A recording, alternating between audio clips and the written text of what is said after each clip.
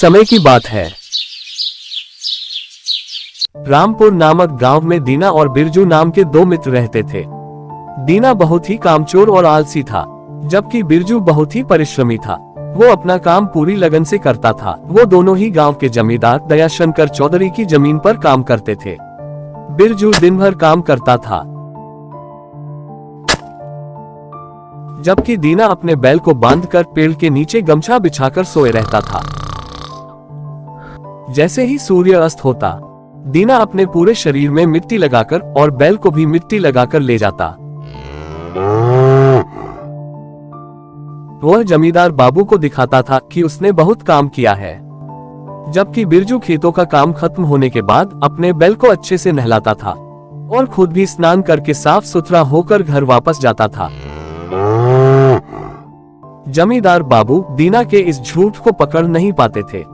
वो सोचते थे कि दीना बहुत ही परिश्रमी है और बिरजू बहुत ही कामचोर है। इसलिए जमींदार बाबू ने रसोइये से कहा, देखो, दीना बहुत ही परिश्रम करता है, उसकी अच्छी देखभाल करना और ध्यान रखना, उसके खाने में कोई भी कमी न होने पाए। रसोइया दीना को भरपेट खाना देता था और बिरजू का पेट ही नहीं भरता था। बिरजू ने मन ही मन सोचा, ये कैसा न्याय है? जो काम करता है उसे ही भूखा रहना पड़ता है और जो काम चोर है वह भरपेट खाता है। ये कैसा इंसाफ हुआ? दीना समझ गया कि बिरजू के मन में संदेह हो रहा है। वो डर गया कि अगर बिरजू ने असली सच बता दिया तो।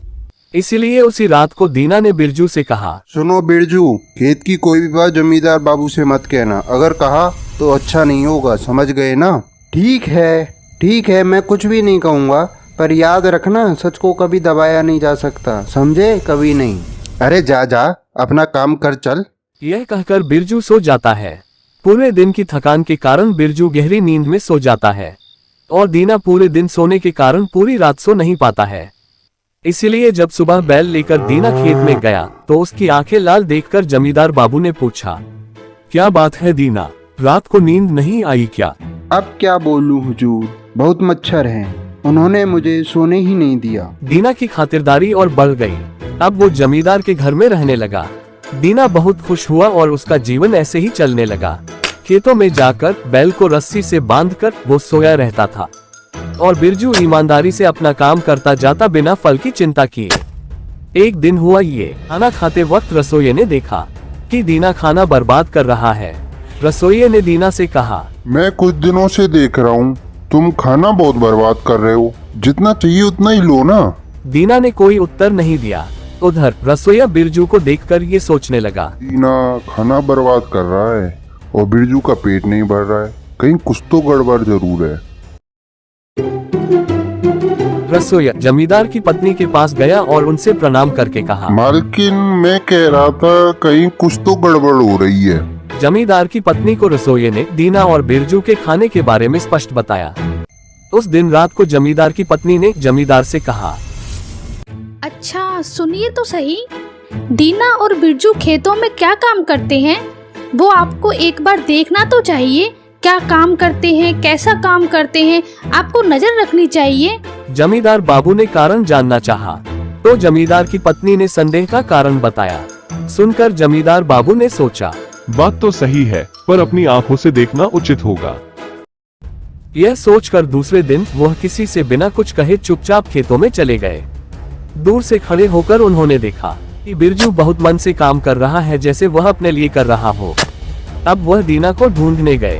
पूरे खेतों में दीना कहीं भी नजर नहीं आया। जमींदार दयाशंकर चौधरी समझ गए कि दीना जरूर कहीं है और कामचोरी कर रहा है।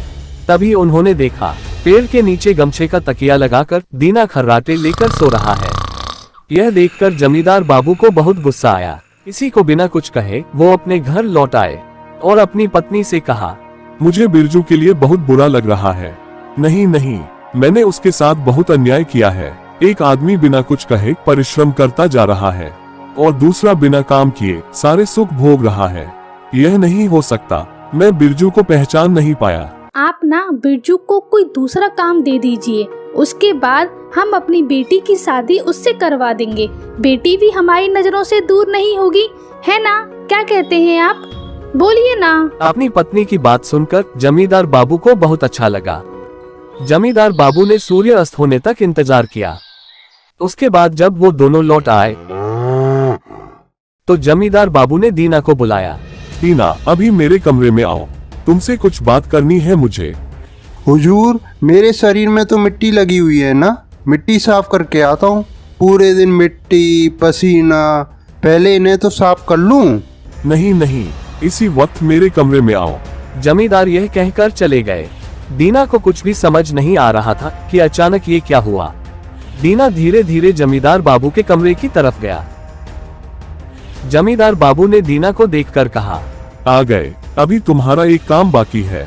तुम बिरजू के पूरे शरीर में अच्छे से हल्दी तेल लगाकर उसे गर्म पानी से स्नान करवाकर साफ कपड़े पहनाकर इस कमरे में लेके आओगे, ठीक है?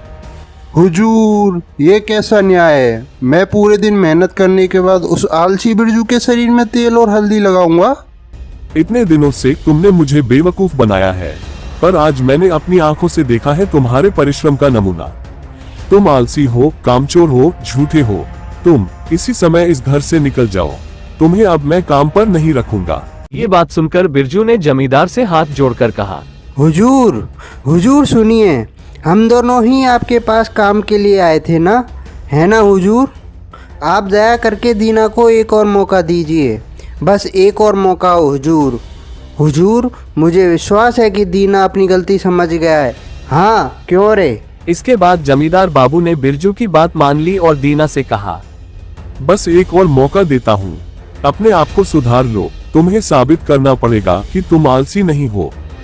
इसके बाद बिरजू जमींदार का हिसाब किताब का काम देखने लगा और दीना ने अपने आप को बदलकर बहुत परिश्रमी हो गया। दीना समझ गया एल काम चोरी करने से जीवन में कोई काम नहीं होता। दीना और बिरजू की मित्रता और गहरी हो गई। दोस्तों, आपको हमारी कहानी कैसी लगी? कृपया कमेंट बॉक्स में जरूर बताएं। साथ में लाइक और सब्सक्राइब का बटन दबाना ना भूलें। धन्यवाद।